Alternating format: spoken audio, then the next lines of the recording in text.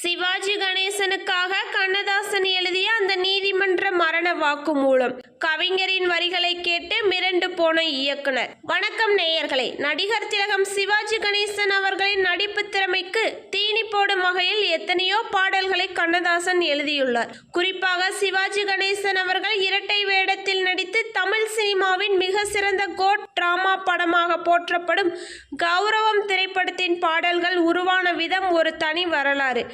அதில் பாரிஸ்டர் ரஜினிகாந்த் என்ற கர்வமிக்க வக்கீல் கதாபாத்திரத்திற்காக கண்ணதாசன் எழுதிய ஒரு பாடல் ஒட்டுமொத்த படக்குழுவையும் எப்படி மிரள வைத்தது என்பதை தான் பார்க்க போகிறோம். கௌரவம் படத்தின் சிவாஜி கணேசன் ஏற்று நடித்த பாரிஸ்டர் ரஜினிகாந்த் கதாபாத்திரம் தன் வாழ்க்கையில் ஒருபோதும் தோற்காத ஒரு திமிர் பிடித்த வக்கீல். ஆனால் இறுதி காலத்தில் அவர் எல்லாவற்றையும் இழந்து கர்வம் அழிந்து நிற்கும் ஒரு சூழ்நிலை படத்தில் வருகிறது. அந்த சூழ்நிலைக்கு ஒரு மாஸ் தத்துவ பாடல் தேவைப்பட்டது. இயக்குனர் வியட்நாம் வீடு சுந்தரம் அவர்கள் கண்ணதாசனிடம் வந்து, கவிஞரே, சிவாஜியின் நடிப்பு அசுரத்தனமாக இருக்க போகிறது. அதற்கு இணையாக ஒரு மனிதன் கர்வத்தை உடைக்கும் வரிகள் வேண்டும் என்று கேட்டார்.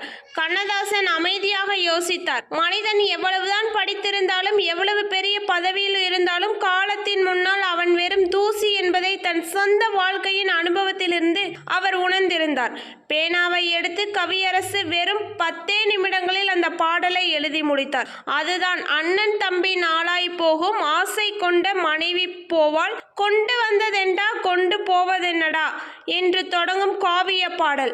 அதன் சரணத்தில் அவர் எழுதிய வரிகள் தான் உச்சக்கட்ட மேஜிக். 100 ஆண்டு வாழ்ந்தாலும் கோடி பணம் சேர்ந்தாலும் சுடுகாட்டின் எல்லையிலேயே சொந்தமெல்லாம் நின்றுவிடும், கூடி வந்த கூட்டமெல்லாம் பாதியிலே போய்விடும் என்று மனிதனின் கர்வத்தை அக்குவேராக ஆணிவேராக பிரித்து மேய்ந்தார். மறுநாள் இந்த வரிகளை படித்து பார்த்த சிவாஜி கணேசன், கண்ணதாசா, நீ மனிதனே இல்லை, பாரிஸ்டர் ரஜினிகாந்தின் கர்வத்தை என் நடிப்பால் காட்டுவதை விட உன் ஒற்றை வரியால் உடைத்து விட்டாய் என்று வியந்து பாராட்டினார்.